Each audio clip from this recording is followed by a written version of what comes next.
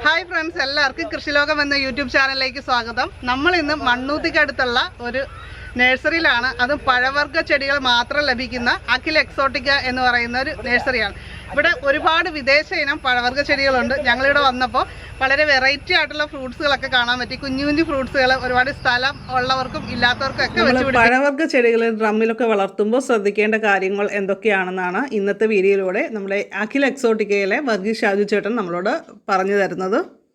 സ്ഥലപരിമിതിയുള്ളവർക്ക് വീടിൻ്റെ ടെറസിലും മറ്റും വയ്ക്കുകയും നിർവാഹമുള്ളൂ പഴവർഗ ചെടികളാണെങ്കിൽ പോലും. അപ്പോൾ അവർക്ക് തീർച്ചയായിട്ടും ഉപകാരപ്പെടുന്ന ഒരു വീഡിയോ ആയിരിക്കും.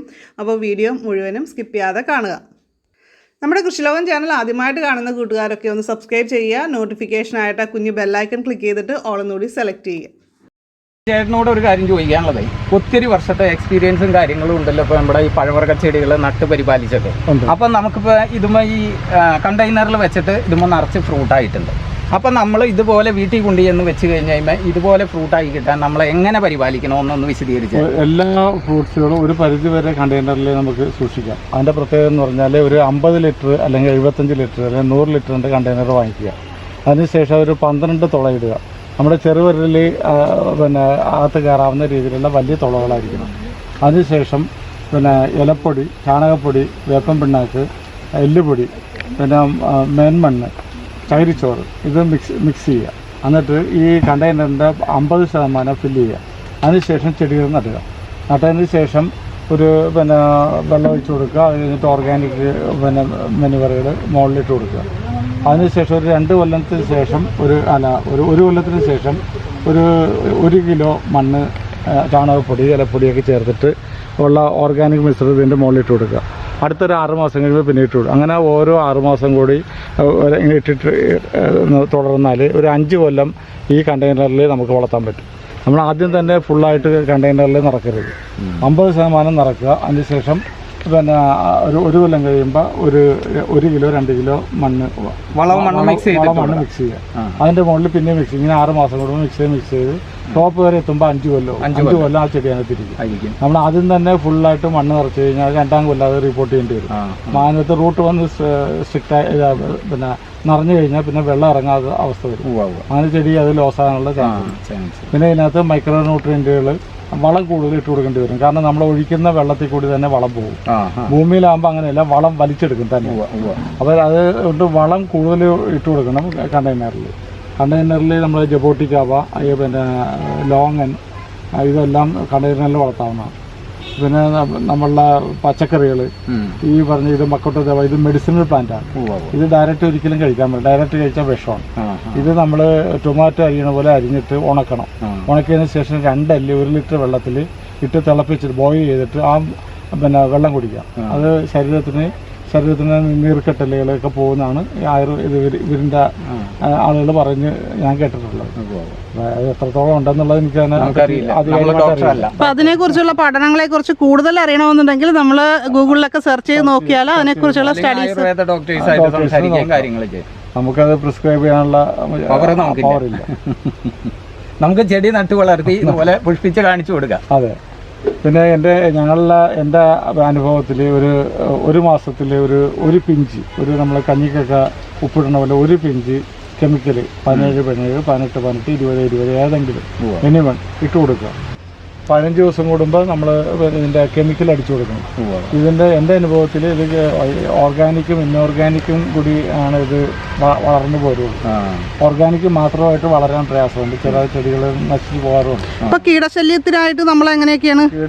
ഞങ്ങൾ കാലക്സ് അതുപോലത്തെ ഇത് വളരെ ലൈറ്റായിട്ട് അടിച്ചു കൊടുക്കും. അത് പ്രത്യേകിച്ച് ശ്രദ്ധിക്കേണ്ടത് വളരെ ലൈറ്റായിട്ട് മാത്രം. ലിറ്ററിൽ 2 മില്ലി ഒക്കെ മതി. അത് ചില മരുന്നുകൾ ഇപ്പോൾ സിസ്റ്റമിക് ആണെങ്കിൽ 1 ml, അത് അല്ലാത്ത കോൺട്രാക്റ്റ് ആണെങ്കിൽ 2 ml ഉപയോഗിക്കാം.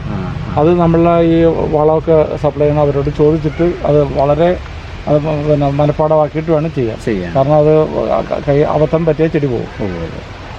പക്ഷേ ഇത് ഓർഗാനിക്കും ഇൻഓർഗാനിക്കും പിന്നെ നമ്മൾ മിക്സ് ചെയ്ത് യൂസ് ചെയ്ത് കഴിഞ്ഞാൽ ചെടി നല്ല പെട്ടെന്ന് വളർന്നു വരെയും ധാരാളം കായ്കളുണ്ടാവും. പിന്നെ ഈ ഡ്രാഗൺ വളർത്താൻ നല്ലതാണ്. ഡ്രാഗൺ നല്ല ചൂട് ക്ലൈമറ്റിൽ വളരും.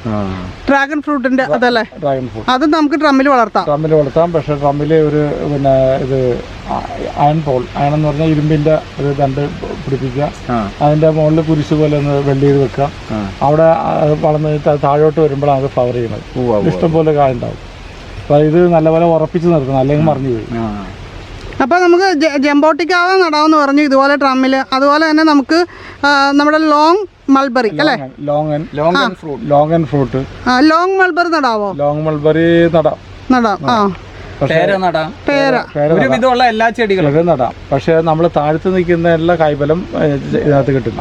കണ്ടെയ്നറിൽ വരുമ്പോൾ കായ്ഫലം കുറയും, വളർച്ച കുറവാണ്. പിന്നെ വളങ്ങൾ കുറവാണ്. നമ്മൾ വളങ്ങൾ ഇങ്ങനെ വളരെ കുറേ സ്ലോ ആയിട്ട് ഇട്ട് കൊടുക്കുക.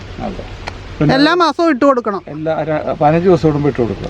ഫ്രൂട്ട് പ്ലാന്റുകൾക്ക് ഇതിനകത്ത് ഇപ്പോൾ കെമിക്കലുകൾ സൂപ്പർ ഫോസ്ഫേറ്റിൻ്റെ ഇട്ട് കൊടുക്കുക. പിന്നെ മൈക്രോ ന്യൂട്രിയൻസ് വാങ്ങിക്കാൻ കിട്ടും. സമ്പൂർണ്ണ മറ്റൊരു മൈക്രോ ന്യൂട്രിയൻസ് ഉണ്ട്, അതൊരു 2 ഗ്രാം ഒരു ചട്ടിയിലിട്ട് കൊടുക്കുക. പിന്നെ എല്ലുപൊടി ആദ്യം തന്നെ ഇട്ട് വേണം ഫില്ല് ചെയ്യാൻ.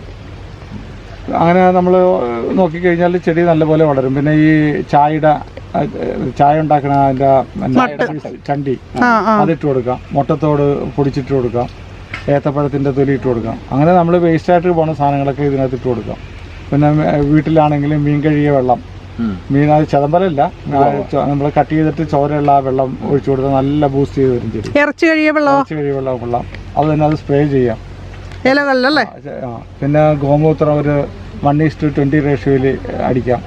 പിന്നെ മനുഷ്യമൂത്രം ഉപയോഗിക്കാം ഒരു 1:10 റേഷ്യോയിൽ.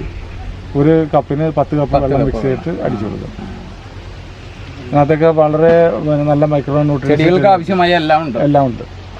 നമ്മളത് വേസ്റ്റ് ആയിട്ട് പോണതാണ് യൂസ് ചെയ്യാം. അപ്പോൾ നമുക്ക് പൈസ മുടക്കില്ലാതെ നാച്ചുറൽ, അത് നല്ല ക്ലാരിറ്റി ഉണ്ടാവും.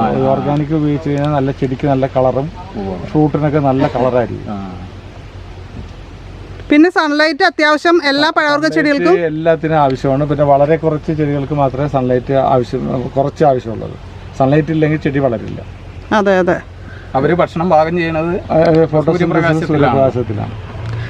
അപ്പോൾ സ്ഥലപരിമിതി ഉള്ളവർക്ക് ടെറസിൽ വേണമെങ്കിലും നമുക്ക് ആവശ്യമുള്ള മാമ്പഴമൊക്കെ വെക്കാം. പിന്നെ ഡ്രാഗൺ വെക്കാം, ജബോട്ടിക്ക വെക്കാം. പിന്നെ ബോൺമില്ല ഫ്ലവറിംഗ് പ്ലാന്റുകൾ വെക്കാം. അതെ. അപ്പോൾ അത് നമ്മൾ വേസ്റ്റായിട്ട് കിടക്കുന്നത് അവിടെ നീറ്റാവും. നമ്മൾ അവിടെ കയറി അതിൻ്റെ എപ്പോഴും പരിചരിക്കുന്ന പിന്നെ കെട്ടിടവും നന്നായിട്ടിരിക്കും. അപ്പം നമ്മളുടെ സബ്സ്ക്രൈബേഴ്സിന് വേണ്ടി ഇത്രയും കാര്യങ്ങൾ പറഞ്ഞ് തന്ന ചേട്ടന് 1000 നന്ദി. Thank you. ഇത് നമ്മുടെ VNR പേരയാണ്. അപ്പൊ അതിലൊരു കായ ഉണ്ടായിട്ടുണ്ട്. ഇത് ഹൈറ്റ് നോക്കിയേ, ഇത്രേ ഉള്ളൂ ഹൈറ്റ്. ഇത് നമുക്ക് പ്രൂൺ ചെയ്ത് കട്ട് ചെയ്ത് വളർത്താവുന്ന ഒരു പ്ലാന്റ് ആണ്. അപ്പൊ എന്തായാലും ഇത് അടിപൊളിയായിട്ടുണ്ടല്ലേ? അടിപൊളിയായിട്ടുണ്ട്. അത് പറിച്ച് കഴിക്കാം. ഇത് പേരയുടെ കൊതിച്ചിയാണ്. എനിക്ക് ഇഷ്ടപ്പെട്ട ഫ്രൂട്ട് എന്ന് പറയുന്ന പേരക്കയാണ്. നാടൻ പേരക്കയാണ് നമ്മുടെ വീട്ടിലുള്ളത്. ഇത് വളവും മരുന്നും അടിക്കാത്ത സാധനം. അപ്പോൾ ഇന്നത്തെ വീഡിയോ ഇഷ്ടമായിട്ടുണ്ടെങ്കിൽ ലൈക്ക് ചെയ്യുക. നിങ്ങളുടെ വീട്ടിലുള്ള ഫ്രൂട്ട് പ്ലാന്റ്സുകളുടെയൊക്കെ പേരുകളൊക്കെ കമൻറ്റ് ചെയ്യുക.